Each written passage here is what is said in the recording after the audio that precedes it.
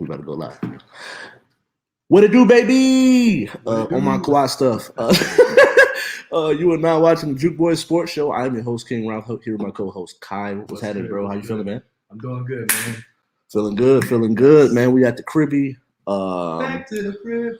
Right. It's a hot, humid day in Vegas, baby. But feeling good. Feel like I'm looking good. Shout out to the social loaners for the hat, for the gear. We're going to jump right in, though, man. There's been a lot of talks about whether or not players should be protesting the Olympics. Let me look what her name was. I know her name was Gwen. You have it up. I can pull it up. One second. Say Gwen Berry. Gwen Berry. Gwen Berry wins. I think she gets third in her competition. Mm-hmm. She's a hammer thrower. Gets third in a hammer throw. Turns her back on the flag during the national anthem. Do you think the Olympics or the trials is the right time for players or athletes to be protesting, showing protest? I'll put it like this. I feel like the Olympic trials, the Olympics, is probably the biggest stage that you can protest. Right. I think, and I'm going to actually say, people, anything that you say, people are going to have an opinion with, but I don't have a problem with it. And the reason being is because, one, it's probably the most important time you can do it, the biggest time you can do it, and the time we're going to get the most exposure. Right. Because you think about it, countries all over the world are watching, from United States to Japan to whatever. So if you want to send a message, that's the time to do it. Right. We can go back to the 1968 Mexico City Olympics when we had the black power and the black fist. Right. During the track athletes. Yep. Everyone knows the symbol. You know what I'm saying? Right. So I actually believe that if you're going to make a message, that message right there in that time period actually isn't necessarily a bad time period. Now, people are going to have some type of way in how they feel about whether or not, how can you do it? It's the flag, right? But that's it. It's the country, and we also have freedom of speech as well. So she didn't violate any type of, laws. Now the question is, what are you protesting, and what is the call and what is being behind it? Except that's the thing that people will obviously have to determine that. But the time period of itself, and due to the low exposure that it's gotten, the attention that it's gotten, obviously, the job was complete. So that's my take on it. I personally think that there's always been a history of protest at the Olympics. Mm-hmm. I think that it's I never liked that whole if you don't like it, get out type of thing that people do, and that part really frustrates me because if you go through, even if it just you're strictly talking about America, we have a history of nobody. There's a rare select handful of people. And we can get into history and all of that a whole nother time. But just to make it short, through history, there's blacks and natives that were already here. Right. Prior to Columbus getting here. And it's like for the people that want to sit there and argue that, we can have that conversation another time. But outside of those handful of people, everybody else has migrated here from someone else. So for you to feel like, if you don't like it, you should leave, what makes and I always thought that was it's ignorant. It is very ignorant, but it's also if you think about it from that standpoint, every relationship, if I'm not happy, why try to fix it? So I just can't be unhappy with how something is working or going along. And it's it's stuff like that. People irritate me with that because I can't just like I said, if I'm unhappy in a relationship, all right, cool, leave. But at the same time, you are doing the country a disservice by not trying to make it better. And because it's not just because I feel something great doesn't mean that someone else may feel the same way. There's certain times, I just was having this conversation with my dad earlier today. I can leave Gold Spike on Fremont at a certain point and walk to my car by myself. And I don't ever think about nothing happening to me. Like the other night, last week we had a guys' night. We went to Goats Fight. I walked to my car, did my little drunk walk after shooting my shot, getting shut down. I do my little drunk walk, but to the car. At no point in my mind did I think something could happen to me. Mm-hmm. But there's plenty of women who would not do that same walk in that same dark parking lot that I was in because by themselves. And it's like just because how you view things and how you look at things doesn't and how life has happened for you doesn't mean that everybody has that same walk of life or experience within the life itself. So I just think that that's where I like it because it brings up the conversation, especially from her point of view. She brought up, now we're getting back to talk about Gwen Berry. Yeah. She spoke about how normally they do the national anthem at the beginning of the event. Mm. And that's it. Now, at this point, she feels like because I've been so outspoken, now you're doing it again. Mm-hmm. And it's a setup. And in my personal mind, if that's how she takes it, then I believe she's allowed to have that personal opinion. I feel like she can have that opinion. Right. I don't have a problem with that. Right. And I think that's where I just like the conversation of the matter. She got it started. Right. And that's the key for me here is actually, having people engage in actual dialogue of what she's referring to in this matter. You know what I'm saying? Right. I feel like just the timing and the event, the timing of the event was actually perfect in this situation. You know what I'm saying? So yeah, I definitely don't have an issue with it. And it was pretty smart to me. So right. I definitely agree. I totally agree with it. I'm cool with it. I have no problem with it. And you're not gonna be able to please everybody. Exactly. And the point for her wasn't. I don't think. Excuse me. I don't think the point for her wasn't to please anybody. It was to bring attention to an issue. Right. So true. Which is, I think that's one thing that I think too often we think about making people comfortable. Yeah. And I think with some conversations, you have to make people uncomfortable in order to be able to come through on the other side and make things better. Yeah. And so yeah, let us know what you think, whether or not athletes should be protesting or if they shouldn't. We're gonna move on to the next topic. Lamar Jackson. Whether or not you believe in and follow Pro Football Focus, I told my dad when I was introducing my dad and my mom, shout out to y'all, very supportive. They always ask me like, oh, what are your topics going to be today? So I always shoot them and talk to them like, hey, these are my topics. Who knows interested? I'm definitely going to tune in. So I was like, yeah, Lamar Jackson left out of Pro Football Focus's top 50 players in the league. This is both offense and defense. So I do get that there are a lot of good players on offense and defense on both sides of the ball at all different positions. But at the same coin, they have this man at outside. They have him in your under 25 within he's in the top 5 in your 25 and under club. Right. But then at the same coin, you have Josh Allen, you have AJ Brown, which are two people that are under 25. And they have him under on that ranking of under 25 players, but then they have him outside of the top 50. Yeah. Is Pro Football Focus tripping or? Yeah, they're tripping. They're tripping. And I wanted to kind of add some either further context to that. They responded by saying, "Oh, this isn't just the list didn't just take into account one position, right?" As if that's supposed to somehow lessen the blow. Right. Cornerbacks, wide receivers. Oh, we factor in all these things. Okay, first and foremost, they're tripping because he's a league MVP.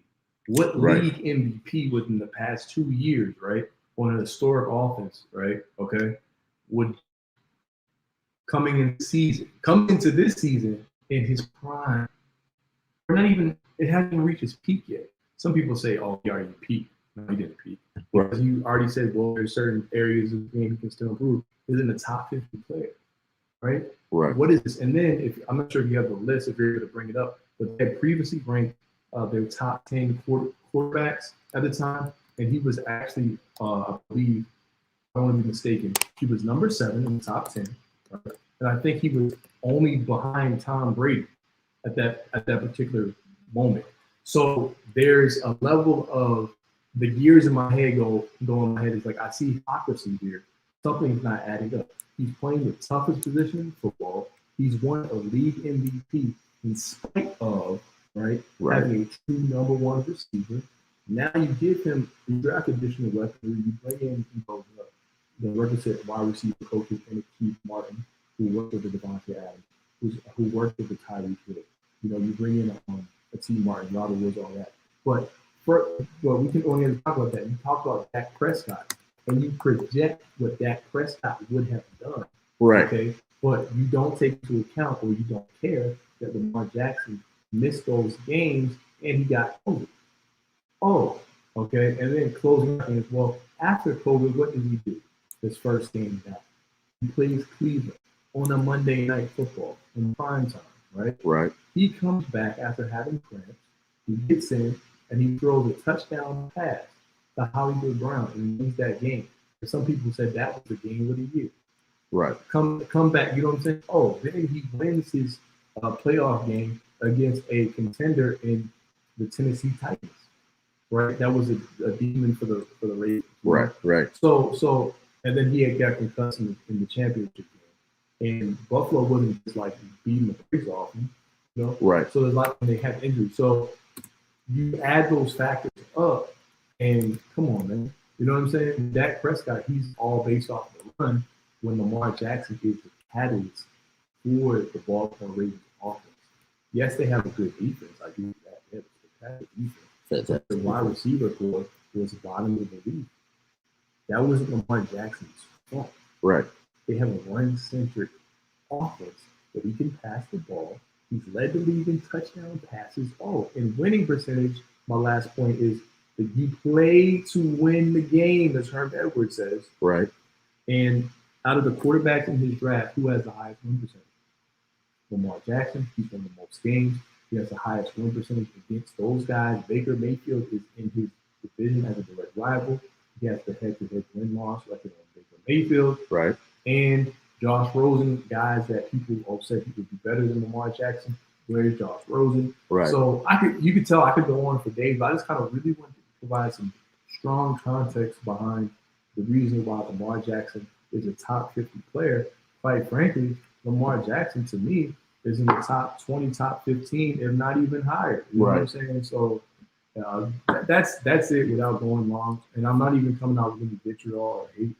I'm just trying to be objective with the situation. So what do you kind of add? I know I kind of you good, man. Like for me, man, I just want to sit here I'm right. We got like according to Pro Football Focus, they got Mahomes at 1, Tom Brady at 2, Aaron Rodgers at 3, Russell Wilson at 4, Deshaun at 5, Josh at 6, Dak at 7, and then Lamar at 8. Yeah, and Deshaun's not playing right now. So let's just straight up go. We're gonna go up. I'm gonna rank him according to this list. Okay. So when it comes to Dak Prescott, he was balling out. I'm not even gonna sit here and argue. Probably like his best season. Is definitely his best season. He ended up having as many touchdowns as Daniel Jones had. Yeah. And we know someone played a full season and someone did not. Yes. So let's just look at from that context. And he got hurt in week 5. Right. Now that should show you how balling he was. How much of a season he was balling. But when it comes to versus Lamar, look at the weapons that Dak has. Wasn't it? First of all, Lamar is pretty much Dak and Zeke in one. Yeah. So just from that standpoint, just from looking from a weapons standpoint, J.K. Dobbins, in my personal opinion, he adds something in the passing game that Zeke doesn't add. But as far as just a straight running back, he's not Zeke. Then they don't have an Amari Cooper. They don't have C. Lamb. They don't have Gallup. Like you have a 3-headed monster at wide receiver and a plethora of weapons. And a strong O-line. And it's so of course the passing numbers when your defense is trash and you're always trying to throw the ball, obviously your passing numbers are gonna look better. So like I totally feel like Lamar is definitely a better player than Dak is. And especially this person has been in the league for longer than this other person has been. And so at that point, I'm like, nah. Then Josh Allen, we weren't talking about Josh Allen being a top 5 quarterback until last season. Mm-hmm. Now, do I believe he progressed?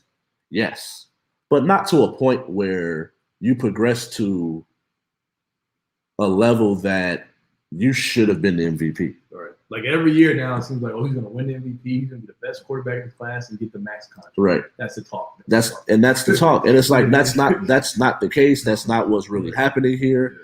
Lamar has already won an MVP. So how can you have someone ranked higher than someone when Lamar won an MVP and this person didn't? So how can you have this person ranked higher than this person? And that's only one season removed from there. So then at that point, then you have a Stephon Diggs who is mid-prime and got something to prove. So, of course, I'm going to, like you, at the end of the day, when everything buckles down, every top 5 quarterback, everybody in front of him has someone that when things get rough, they have at least one person that they could throw to outside of Deshaun Watson, maybe. Which at one point he had DeAndre Hopkins, but after that he had a Will Fuller. But that Will Fuller is still better than any wide receiver that pretty much that Lamar had. Because Hollywood can't always beat press man, and he's not pushed out. Out of bounds. You know what I'm saying? We're trying to believe in Hollywood and what he can be. Now he did show up in the playoffs, which is actually right. But can he be consistent? In the regular season, the strong number 2, because he's not a number 1 that people thought he would be. Because I do think that a lot of these playoff these pro football focus their rankings is based on stuff that's going to happen in the regular season. Right. I think eventually the top tier ones will be people that they think that can make moves in the playoffs. Mm-hmm. But I do think that they're going based off of the numbers this person put up and the numbers this person will put up. And that's why I think that when it comes to this, it's like I'm not putting Josh Allen over Lamar Jackson, especially when it comes from just an individual talent standpoint. I agree. Then we're going to go to Deshaun Watson. Now, for the people. And I like Deshaun. This is one of the people that we are not bringing up nothing from a legal standpoint because I don't have all the facts. Right. And so I'm strictly talking football here. Yeah. This is one of the people I do not have Lamar in front of, though. I know Lamar has won an MVP and Deshaun has not. That's fair. But I just don't think from passing, clutch, prior to this legal trouble, like even the on and off the field things, he really stayed out of trouble up until the legal stuff. And then just even in college, now you can say at that point, Clemson versus Louisville, the talent level, Lamar still held his own. Yeah, it was pretty much a one-man army at that point. Right. He was a fourth down play as a receiver if he just went for the first down. Right. But continue. And so at that point, then we're going to go to Russell Wilson, another person I don't think he's better than. Russell Wilson, I think, is the best quarterback in the NFC. Right. For me over Aaron Rodgers. Right. And then at that point, you got Aaron Rodgers. And then, I do personally. I don't think that Tom Brady is the second best quarterback in the NFL. No, he's not. Not anymore. Not anymore. Mentally, he's the best. Though. Yeah. Mentally, he's another level. Right. Yeah. Because even in that Packers game, the Packers were in the game, and there was in that second half, Tom Brady played like Jake Delhomme, bro. And with not even the Panthers, Jake Delhomme. He was playing like Cleveland Browns, Jake Delhomme. Oh, Lord. He was throwing ducks. Brian Greasy. Yeah, man, it was terrible. The ball looked awful. It was hanging, a lot of interceptions, and I just don't think that's so. Out of the people in the top 5, I think that Lamar is a top 5 quarterback.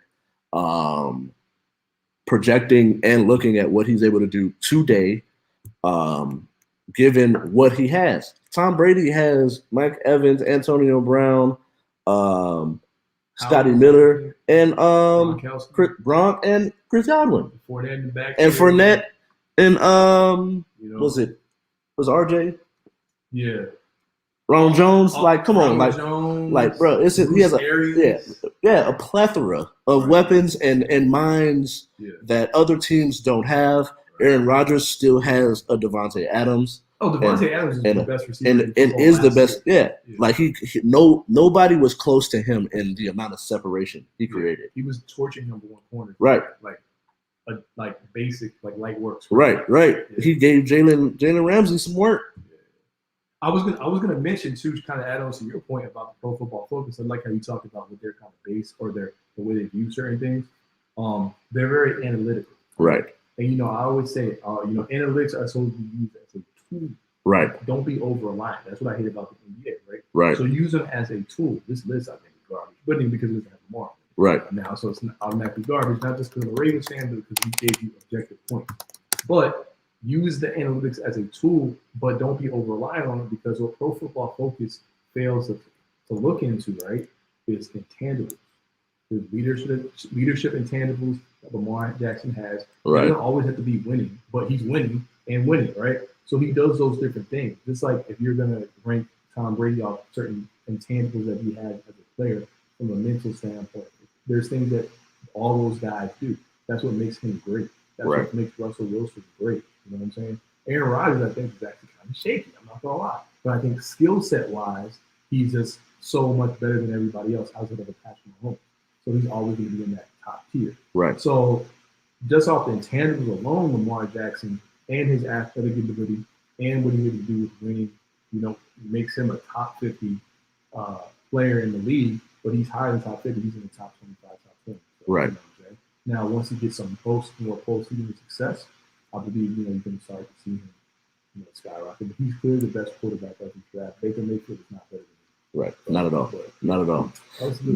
But yeah, man, that's that. Let us know what you think. Do you think Lamar Jackson is a top 50 player? At this point, we're going. Last night, Clippers had Suns had an opportunity to close it out. Yep. Clippers stretch out the series to 6, but up until last night, everybody had the Suns definitely going to the finals. I'm not 100% sure, because I do still think that the Clippers can beat the Suns, but that's not the point of this conversation. Let's just say Suns beat Clippers, Suns go to the next round. They win a finals. CP3 gets his ring. In this scenario, what does this mean for Chris Paul's legacy? It's great as Steph Curry. The Warriors fan just threw something like, right, what? Right. But no, it means everything for his legacy. You know what I'm saying? I think for him, right, because that's the one that these media pundits continue to put him out. They call him CP0. Certain names I'm not going to mention on this platform. Right. But CP3, every team that he's gone to, he's improved. Right. And I'm not knocking Monty Williams for being a coach either. I'm not doing that, right? But I saw when Billy Donovan was in the running and all that. CP3 is an extension of the head coach, but the head coach on the floor. You know what I'm saying? So that's why I'm like, these coaches, they kind of, and I'm trying to put this right, because I actually like Monty Williams. But I'll put it like this. Him and CP, he knows CP3 is in war. Yeah. So they have a rapport. So I'm not going to leave him out. But let me get him my thoughts. CP3, it's like his impact is it's leadership impact, leadership intangibles, skill set. There was at one point before we had the Kyrie Irving, right? You can make the case that CP3 was the most skilled point guard. Right. When he played for the Clippers, people always say, "Oh, he's a choke artist." If you look at some of those game 7s he went in, he was performing. He actually, like statistically, all that kind of thing. CP3, the only thing that's been elusive to him is that almighty ring. That ring that, separates, a lot of Hall of Famers, non-Hall of Famers, fair or unfair. You know what I'm saying? Right. So for me, I think it means everything with legacy. He's still a top 5 point guard. To me, I have Magic in there. I have Isaiah in there. I have CP3 in there. I have I have Curry in there, and I believe I had a J.U.K in there as well. Some people have Stockton due to longevity and things of that nature, but I'm not going to go too deep into it. But CP3 for me, if you get that ring, that's not the icing on the cake, because I'm looking at it and what has CP3 not done outside of this ring? Right. Because he's been this. I know he's been the assistant. I think a couple of different. Yes. Right. He definitely is like yeah. So it's not to cut you off, but the what a traditional point guard is supposed to do, he does that very well. Right. He plays tough defense. As small as he is, and as much as people was killing him for the Steph Curry memes and him looking like he was skating He's a tough defender. Even at 5'11", 6 foot, whatever. I know he's my height, and I'm 6 foot on a good day, and some days I'm feeling 5'11ish. But like he's always has a terrific assist to turnover ratio. He barely turns the ball over. What do you have? 15 assists and 0 turnovers earlier in the playoffs too. At 36, he was shooting like 60% from the field. Yeah, 20 something, 25, 20 something. He was killing. Yes, and it's like for me, like I just think that what you're looking for in a point guard is him, and I think the only reason he's not like just from the strictly playing the point guard position, why you would put him over like a Magic, Magic, and Isaiah is because he got hurt. Right. Ooh, good point. Because that Rockets team, they go up 3-2 going into Game 6, and and they win the game even though he has the hamstring issue. Game 6, and they won 2 games in a row because I think they were down 2-1, and then they won 2 games in a row, go up 3-2, and now and then he gets hurt. And with the Houston when they played the Warriors, and then he gets hurt, and then we all know they go on to lose, and that's a team with KD on it. That's a Warriors team with KD on it. And then they play the Cavs, and then the Cavs go and get smacked. So it's like you can argue whether or not that matchup versus the Cavs would have worked the same way it worked with the Warriors. Right. But at that point, like if they could beat that Warriors team and the Cavs couldn't even do that, and they took over that series and they would have won that game 6. Yeah, easily. And so it's like that's like for me, I just think that regardless of what you want to say about him, he has been what you need in a point guard from the point guard position. Even though earlier in his career he scored a lot more. Right. As he got older, he kind of especially when you get to the Clippers. If we got Jamal Crawford, Blake Griffin, DeAndre Jordan, and JJ Redick, I don't really need to go out here and try to get 30. Get like 30, 40, whatever. Yeah. Because I remember when he was in New Orleans, I would say, remember he against New Orleans Spurs. Yeah. He was on New Orleans versus Spurs. Yeah. That dude was cooking. Yes. And this is a guy was giving you like 3 steals a game. Right. And I'll say this: rest in peace to my favorite player of all time, the great Kobe Bryant. I'm not speaking blasphemy on this.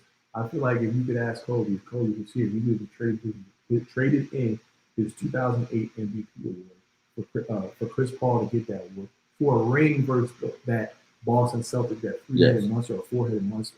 Right. So that was the year he lost. But a lot of people say that was CP3's MVP. And I don't have a problem with that. It was close. I know Kobe beat them head to head, but we're talking about the value to the team, you know what I'm saying? I felt that was one of Kobe's best years defensively. I think I averaged like 29 since like, athletic peak year. Right. But because CP3 had to be the assist man, he had to even have a Lamar Odom, Bynum and Gasol type front court, one of the best front courts there. CP3, without him, that team was an impoverished franchise. Right. There's Peja, David West, and whatever, you know what I'm saying? So at that particular juncture in time. So obviously, my guy, I believe he deserved far more MVPs. But that particular year, I actually thought that it should have went to the CP3. So we could be looking at a guy who has this assist title, MVP, potential ring on the horizon, all these different things. You know what I'm saying? So yeah, CP3 has done everything except won a chip. He just been a unfortunate victim of circumstance, and that circumstance in this particular juncture is injury. So, right. Yeah. Yeah, because he's a 6-time steal champion. Yeah. 9-time all defensive. Which is crazy. Is that most of the time for a point guard since tied with GP for a point guard, I think. Probably. 4-time assist champion. Yeah. 10-time all NBA, rookie of the year, all rookie team, 11-time all-star, and he has an all-star MVP. Wow. And he has a line in the Drake song. I'm not going to curse on here, but he has a line, rookie of the year, 06, Chris Paul. So far gone. Check it out. If you never heard it, it's a great thing. But man, he's just been a problem everywhere he goes, man. And he literally like nicknamed point guard. but like he really is, man. It's like I just think that it's always been who has been his running mate, and I think that that's ultimately what is going to go down as your his Achilles heel within his career, because it's you could say like, all right, Isaiah was same height, same stature, not the passer. I wouldn't say that he's the passer that Chris Paul is. He's more of a scorer. He'll get us a bucket, but he could pass that thing too. I just don't think he was the point guard that Chris Paul is. So it's like when you look at it, Chris Paul never had, up until he got a James Harden, never had someone that was a Joe Dumars to his Isaiah Thomas. And then when he had it, I get hurt. And it's like it sucks, because I do ultimately think that I really want him to get this ring so bad. Just because he's been my favorite point guard since. Well, I know who your favorite point, but D-Rose. Yeah, Derrick Rose will forever be my favorite to watch, but it's just from strictly what I want in a point guard and what I'm looking for in my point guard, just from the all around. You take away what their body type was. Like, Magic is going to forever be the GOAT because he's a 6'7" point guard. 6'9", whatever, playing center. Right. And he could pass the rock. At that height, he wasn't the defender that Chris Paul is, but it's easier to be a better defender when you're a 6'9" guard and everybody is 6'2", 6'3", and maybe even shorter than that. And so, like, at that point, they had Byron Scott guarding points and him guarding twos and threes. And so I just think that I want him to get this ring really bad. I think to answer the question, his legacy is, this ring would mean everything. I do think it would put him in a category that it would be hard to argue putting him anywhere less than 3 or 4. And me personally, I do think that just strictly from a point guard perspective, although Steph plays the point, I would rather have a Chris Paul. And that's perfectly fine. Fine. I would rather have a Chris Paul. I just think that when it comes to certain teams, that Steph works because he has a Clay, and as well as obviously Draymond and the rest of the team. But I think that backcourt works because Steph is a good passer, can shoot off the dribble, but Clay doesn't need the dribble and can get you 60. I think without going too long-winded on it, and that I think we have this conversation. I have this conversation with friends all the time. Just pretty much in short, Steph Curry, while people say he's the perfect, what they mean by that, and I understand it, because when I put my all-time team, I have more my all-time team. I like to go by. So I go by player and positions in the season. I take their peak season, right? It's pretty much this. Steph Curry going to give you a three-point shooting and efficiency from all levels, but he moves off the ball. Right. And he can pass and he can get steals. Right. But defensively, he's going to be a seed. Right. He's going to be a seed defensively. But when you have the off-ball movement, I would say him and KD, they work so well because they're two players since Jordan and Kobe. Obviously, they're better shooters both, but they're like 2 of the 4 players in NBA history that fit any system. Right. Not saying Chris Paul doesn't. Right. They fit any system. But if you prefer I get what you're saying. If you prefer to build your team a certain way, you can put Chris Paul in there. You maybe lose some of the things that Curry does in terms of moving off the ball, because Chris Paul will throw it like that, stand around, do his own thing, and not really cut. He's going to cut that often. He really doesn't cut that often. Wow. But he's going to give you something Steph wasn't defense, and then he's going to make the other players better. Yeah, because I like it. Like we're just talking about our peak season, like 08 Chris Paul. Where give him a strong big. Yeah, over. Yeah, a strong just give him. Just to think not even a strong big, bro. Just to think of him and Kobe. Right. The competitive nature. Yeah, just the fiery. Just think of I watched Chris Paul talk about and this will be my last point, and then I'm gonna go on to we're gonna move over to the next topic. But I watched him talk about when there was a streak where the West was just smacking the East. And he was talking about like him and Kobe would just be like, yeah, it's time. Let's stop playing and let's get him out of here. And it's like if you look at that streak, that's that that 12 to 15, like 2012 to 2015, it just was not even close. Like that East versus West, it was just the West was blowing them out almost every year, and it's like it's for me. That's why I will forever. That I love the competitive nature. I love the fact that he's my height, um, while also being able to everything that he's just been able to do is the president of Players Association. Rarely do you ever really see him in trouble. The State Farm commercials, the basketball shoes, like he. Although as a when I play 2K, I don't ever really get the only reason I ever get Jordans is so I can wear the retro. But his shoes have always been really, really good basketball shoes. And so I just think that like this, I think him winning the ring would be everything. Definitely for me makes him top 3 point guards of all time.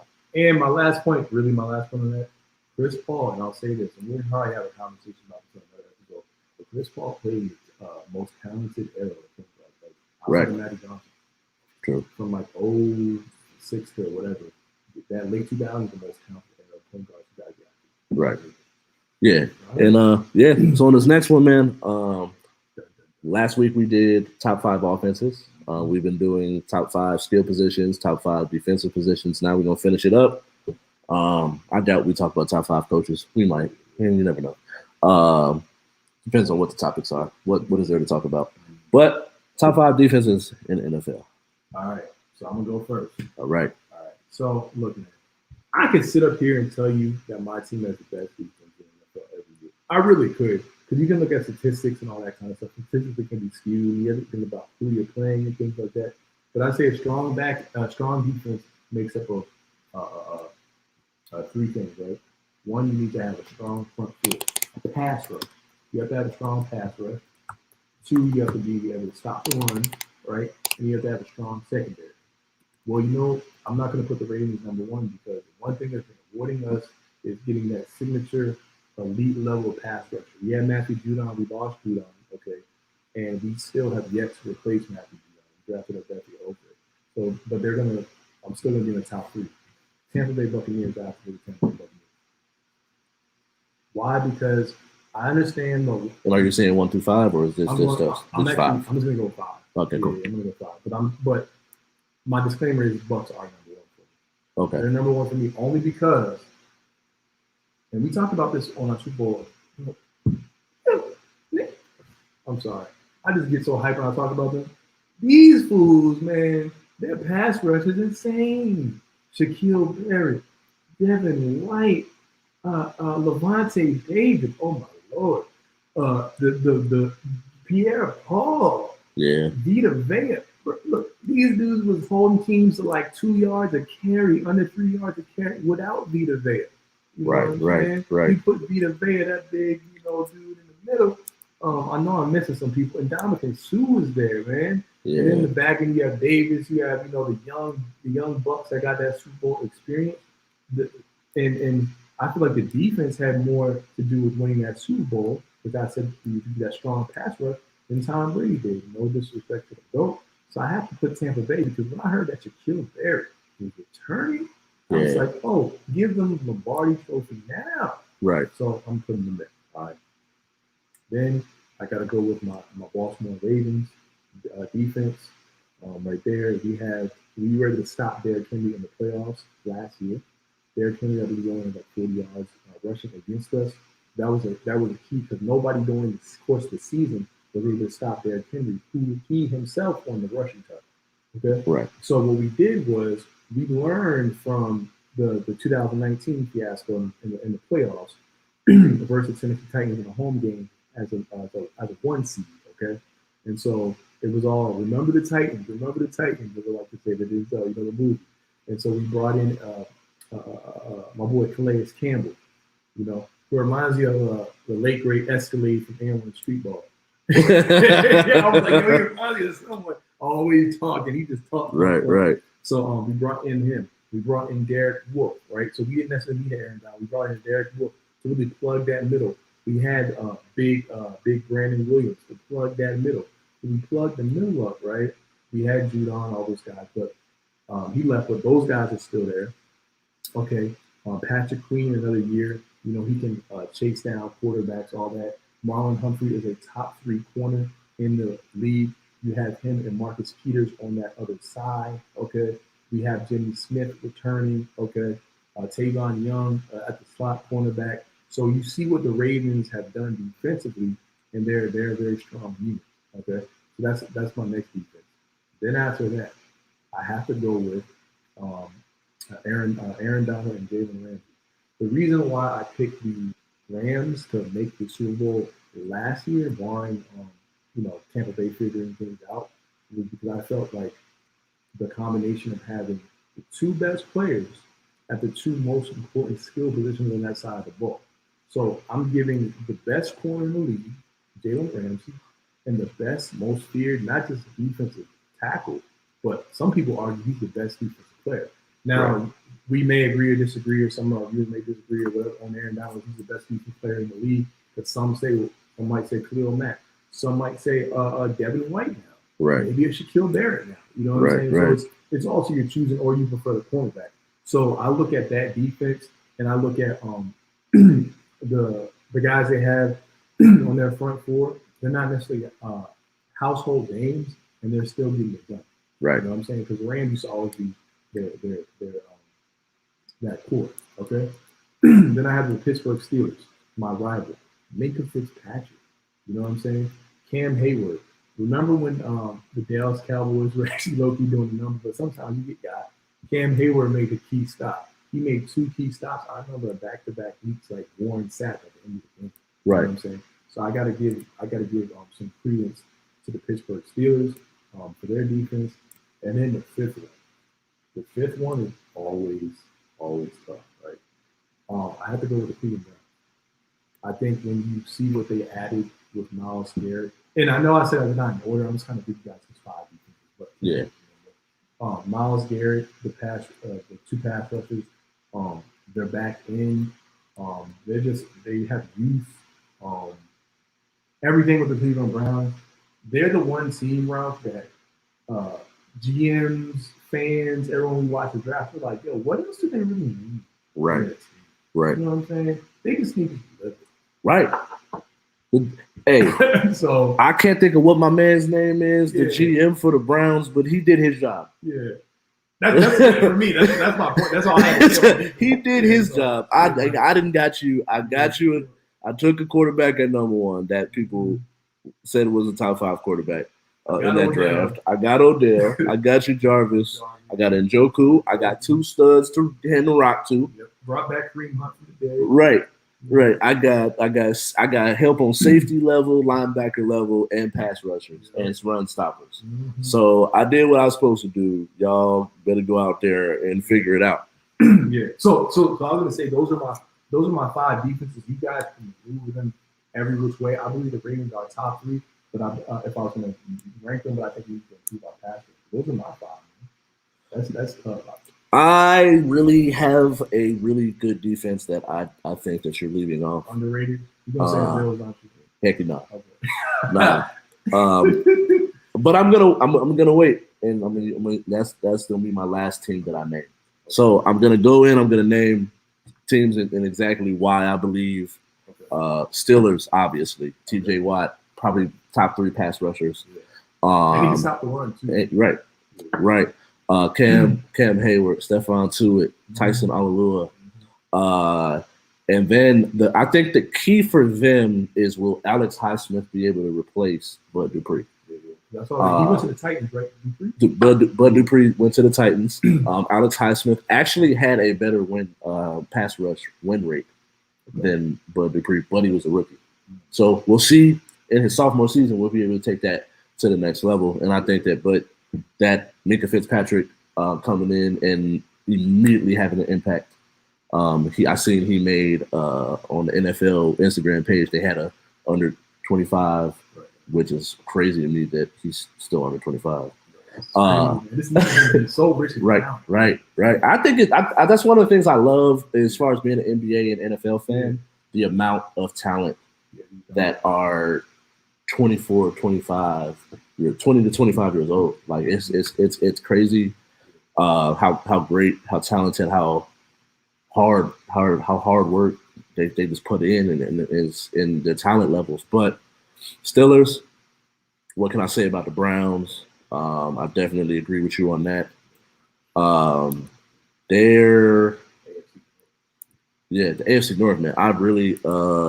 I've always really enjoyed them. Even when the Browns were bad, they still always had some pretty good defenses, some pretty good hard fought wins.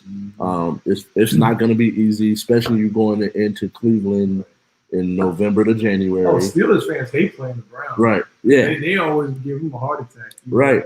And so it's another team that I kind of was like, I'm not sure how I feel, but I gotta hear the Bears. I'm not sure if I'm not sure if I want to put them on here. I do. They're definitely. I think they're top 6. Okay. No, yeah. If I was going to rank them, I actually agree. I would put them 6. I think at one point they were top 5. Yeah. Like 2 years ago. Yeah. You know what? Eddie Jackson. I'm gonna do it. I'm gonna throw them in the 5. All right. I'm gonna put them in the 5 because I think that they have someone at all levels where I'm not sure how I feel about the Rams linebackers.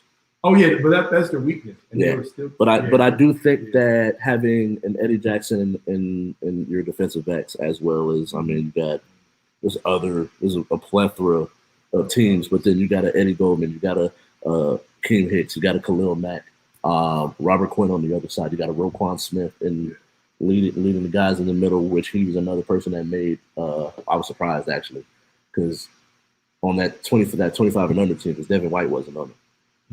Which I was just like, what? He wasn't on that team. I was just like, all right. I don't know how I feel about y'all, but you put Roquan Smith on there, so I'm fuck with you. That's cool. I was like, you put Roquan on there, but no Devin White. Right. That's a whole nother conversation for another time.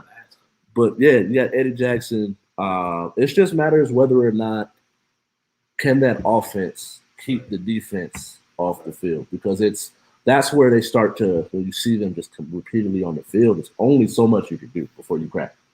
So I think that defense is definitely a top 5 defense, if not top 6. I'm gonna put them over the Rams just from the standpoint of the linebacking core. Like I do, it's unless the Rams are able to create a pass rush, the passing game, it's only so much Jalen Ramsey can do guarding one person. Aaron Donald was one person. Right. They get it done, but right. Man, they're definitely number 1 at their positions, right. Which makes it why I would understand, because if you got one person that he can definitely guard his man for 4 to 5 seconds. Right. And then you got another dude who you got 3 seconds to get the ball out. Yeah. So now I don't have to guard for that long, but in the event that it takes him longer to get to the quarterback, I can actually guard my wide receiver. So it just depends on like for that. That's why I'm not sure as far as putting them in the 5.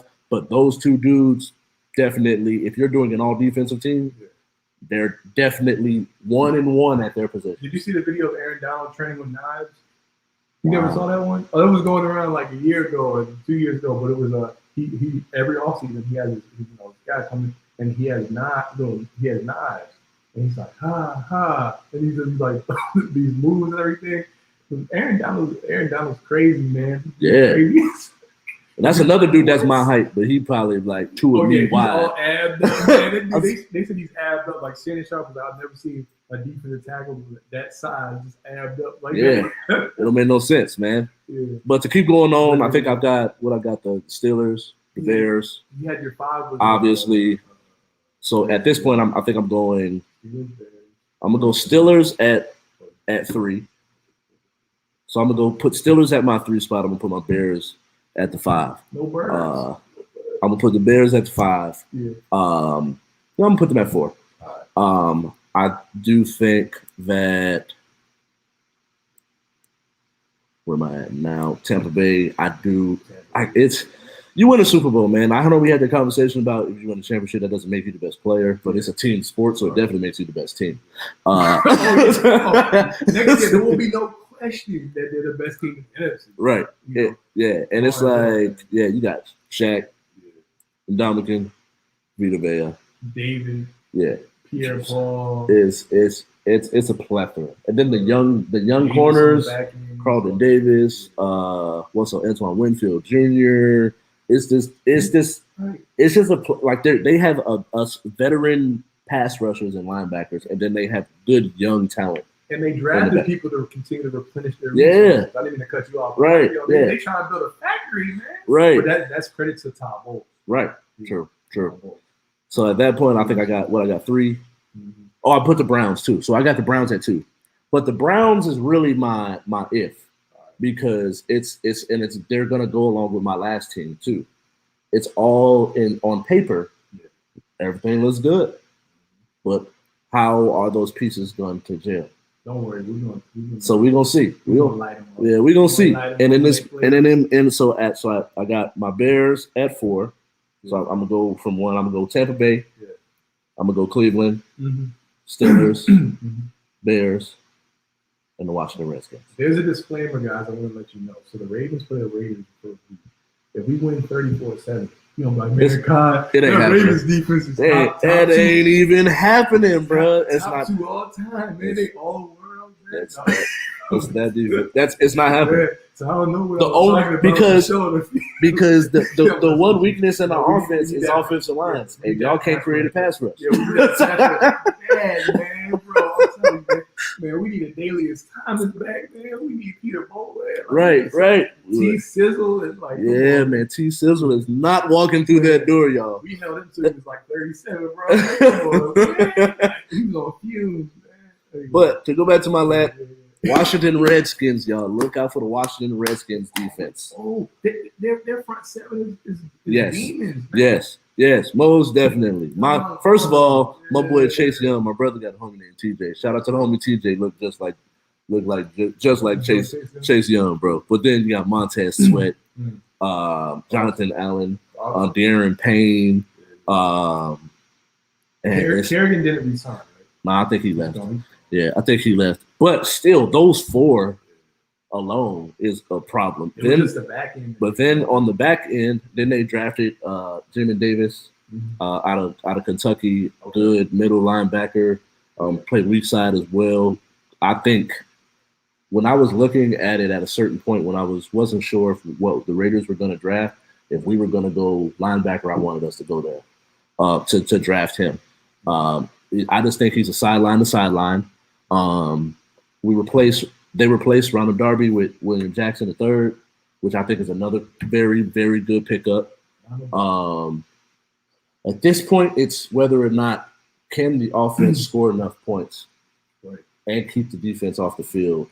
It's just like with the Bears. It's because they have on the offensive side, they have so much talent. So it's just a matter of can the quarterback come in and get enough points on the board to where, because the defense, man, they was locking it up. Mm-hmm. And they had them in I know the NFC East was pretty awful, but we're not even gonna go there. But like, yeah, man, that's my 5, man. I do think that the Redskins, Bears, and I think that the Steelers and Buccaneers, there's no arguing whether or not they're the top 2 defenses, honestly. I know I put Steelers at 3. But on paper, the Browns at every level, putting Jadeveon Clowney and Garrett on different sides, then the linebacking core, then your corners and safeties. Like it's.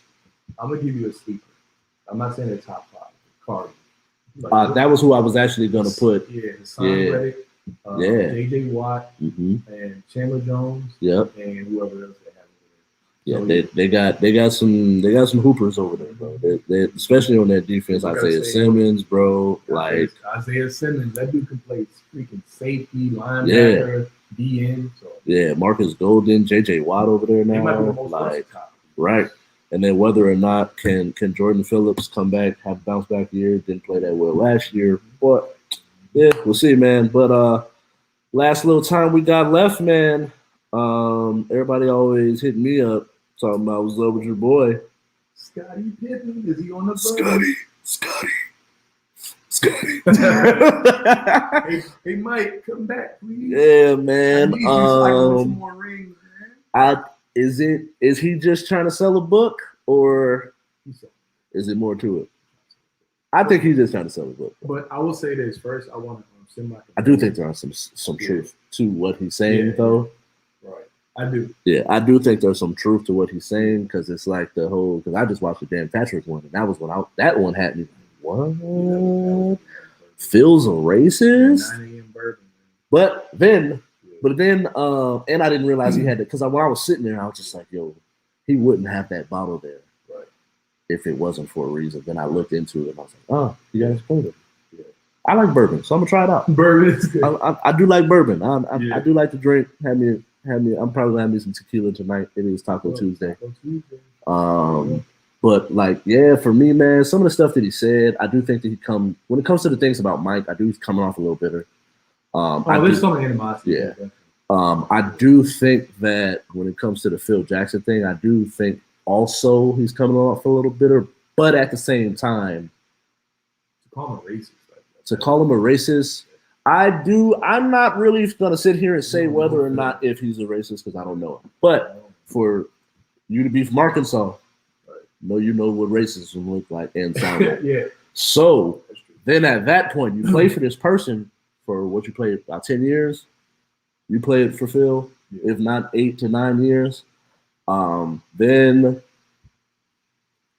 Phil doesn't really help his case when it comes to the whole. Remember when he said the whole LeBron and the posse thing? I know some people might not look at that, but as a black man, there are certain undertones that are used when it comes to racism. Like that, some people are not going to come out and just say straight up N-word this, N-word that. They're going to use certain words, and you never know. But also at the same time, then like the Kobe thing, like you're a coach, and you wrote a book, trying to expose one of your best players. Yeah. And he even mentioned his case and his daughter. Yeah. Phil's daughter and situations. Right. Which, now some of those things, like, I'm going to kind of leave, but but the thing is, he never, and me and our friend Ricky, we talked about the side, not too long-winded, but he never really showed the favor towards Kobe, or spoke as highly as Kobe spoke of him. Right. Now, I didn't really necessarily racist, but I always said there was things about Phil that I never took a liking to. Right. You know what I'm saying? But also, on Scotty's point, I think if Craig Hodges, I feel like Craig Hodges would be, I want to hear what he has to say. Right. Because Craig would really say something if he was racist. Craig kind of always went to, bat for, certain things, issues regarding race. But I was going to say earlier, I wanted to send my condolences because I know Scottie Pippen, family had dealt with the death of his son. Yeah. So I feel like I just want to say, I don't want to make it sound like we're not hating on Scottie Pippen or any of that. But we know that he's been going through some different things. I feel like he's going through different emotions, a little bit of animosity toward MJ. Right. You know what I'm saying? I know he's had some sadness and stuff. But also, there could be some, strategically selling the book. You got the bourbon, you got the book. After the Last Dance, he said that he was going to make his own, do his own book because he didn't like that sort of portrayal. And he said the Last Dance was about MJ. Now, here's the one thing. Was the Last Dance about MJ? Yeah. I mean, it was, but people want to hear about MJ. Right. Because at the end of the day, Ralph, right? I wish we could have done an episode of Last Dance. Do you really care about what's Bill Cartwright and those other guys for an hour? So no. So yeah, but do I believe he was valid in some of his criticism? Sure. Was he invalid in some of those other ones? I feel like he was invalid in some of the things, but I think it was very interesting. The one thing for me, though, I was going to mention the KD thing. I didn't like that. No. So I feel like that was a strategic ploy to continuously big up, subliminally try to big up LeBron. Yeah. Because KD is his direct rival. Right. And I know for a fact, I've heard people like LeBron stands talk about KD, but they don't like it. Like they don't use the word hate. They hate the bane of his existence and the fact that they would laugh and they felt pleasure in him losing that game. Oh, facts. So that's how you know. That's how you know, like when someone is a legit hater. Yeah, they don't like KD. Yeah, because I'm like, it's especially with the way he lost. Yeah, like, come on, man. He ran out of teams, man. He had to play and this is my thing. I'm gonna say this one thing. This would be about and Joe Harris sucking. Hey, he should be off the team right now. Replace him for another. Facts, bro. Jeff Green didn't show up. Blake played pretty bad in that last one. James was literally handing him the ball and getting out the way. Like this is my thing, and I'll end with. I do think that. Hold on, I don't know what's going on. Fuck, I think somebody's trying to call me. But I'm gonna say this last little piece. I seen Shannon Sharp and talking about whether or not like AD hasn't been asked to do the thing that LeBron has been at, and I totally understand that. But like for me, LeBron, even when he lost Kevin Love and Kyrie, they weren't asking him to play 48 minutes. Like it got down to a certain point that he played every minute of Game 5, which is where he had the historic. The next game, he might have missed 5 minutes at the most, and then in Game 7, he plays every minute, including the overtime game. So it's like for me, like I think that's where I don't like the criticism. It's like for me, I watched that game and was just like, yeah, Kevin Durant is definitely the best player in the league. Because at a certain point, for him to even get them, and you can ask Tar, we were sitting there watching. I brought my tablet to my homegirl's little brother's graduation party, so we sitting there watching it. I put TNT up on my iPad and was like, yo, KD is gonna hit a 3 to win the game. And then 10 seconds later, he hits that shot, and we're only the only black people at this all Hispanic birthday party. In the back, there's mariachi music, a lot of Modelo's and tequila going around, and us 3 black dudes is like, oh! And then come to find out, homie, if he had my shoe size, the Nets would be in the Eastern Conference Finals. Whatever happened to the hometown discount, man? Right. The rest supposed to be blind, man. Right. They was like, wait a minute. Nah, bro. His foot was on the line. Get him out of here. And I'm just like, but then he goes on and he goes 0 for 6 and hits that terrible shot. But you can just tell he's gassed, bro. Like James. Yeah. What was you on, bro? He's literally handing the ball over and then goes standing in the corner. But remember, it's different than just pouting in the overtime. LeBron getting right.